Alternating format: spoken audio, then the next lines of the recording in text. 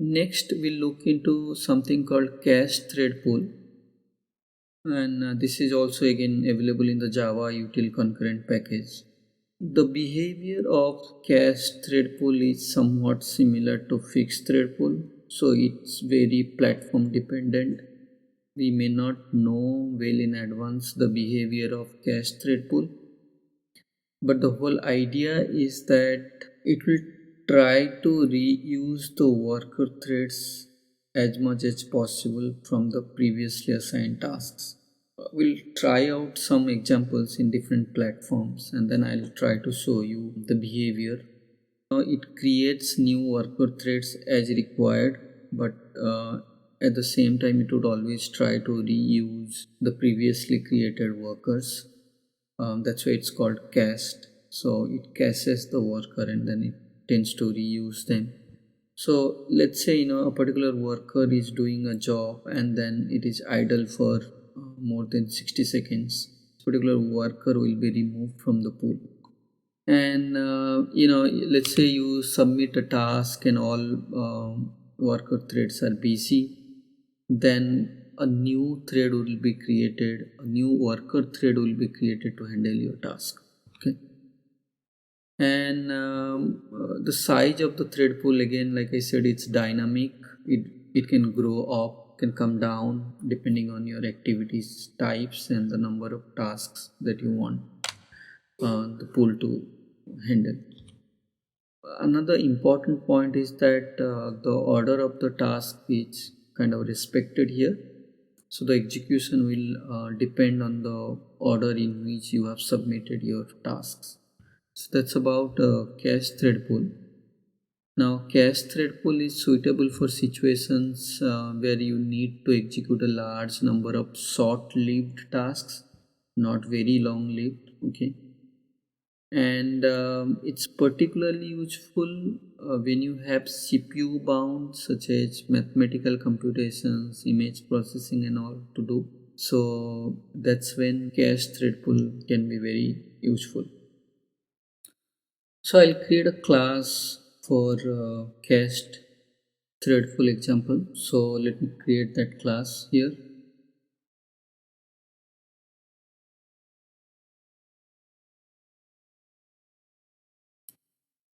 So the behavior of this is pretty similar to the FixedThreadPool.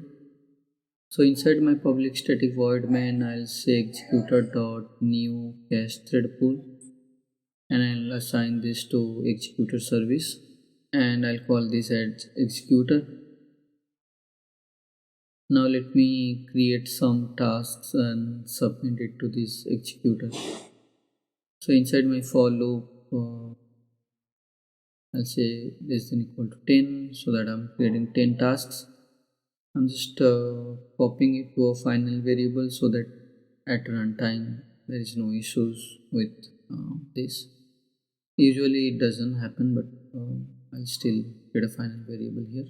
So I'll say final int task id equal to I.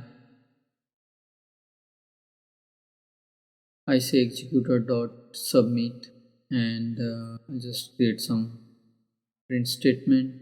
I'll say system dot out dot print task id and I'll also specify inside what thread, right? So in thread, and then I'll say dot formatted. So I'll say the task id comma thread dot current thread dot get name, so that will give me the thread name. So I'll say this particular task has started, and then to simulate some real world behavior, I'll say thread dot sleep and for a period of 5 seconds, and I'm covering this up inside my try catch, and I'll just comment out just to simulate some actual work. Okay, and then again in the end I'll add task in a particular thread has been completed. Just copy it from top. So instead of started, I'll say completed. Okay, and let's run this and see what happens. So remember the cached thread pool behavior is difficult to understand because the number of threads that would be assigned is very specific to the platform and the number of CPU cores that you have. So you see that all 10 tasks started, it will wait for 5 seconds and then all 10 tasks completed. So you saw that here the cached thread pool actually assigned 10 workers to address my 10 tasks. So I want to also show you another example of cached thread pool, and it's a very simple example. I'm just creating 10 tasks and assigning or submitting it to the cached thread pool, and I'll just run and show you what happens.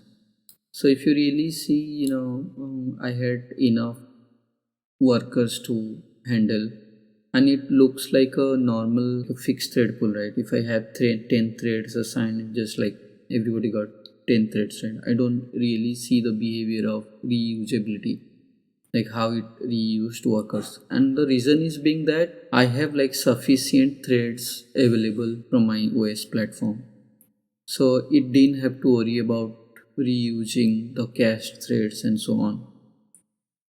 Now I'll show you the exact same here online, okay? And this is a site where I just took you, and exact same code here. I have JDK 17. I'll execute it, and you see pretty same behavior here, right? Like 10 threads were created to take care of my 10 tasks or 10 activities, right? What I'll do is I'll just switch this to JDK 8, and I'll again click on execute. Now if you really see, there were just 8 threads maximum created, and these threads also was reused to take care of my 10 tasks. So if you really see, task 8 was handled by thread 8, then task 10 also was handled by thread 8, and so on. Similarly, if you see, task 9 and task 3 both were handled by thread 3 or worker 3, right? So now the behavior depends on the JDK version and the OS platform where you are trying this out. Thank you for watching this tutorial. I will see you in the next video. You can put your questions in the comments below.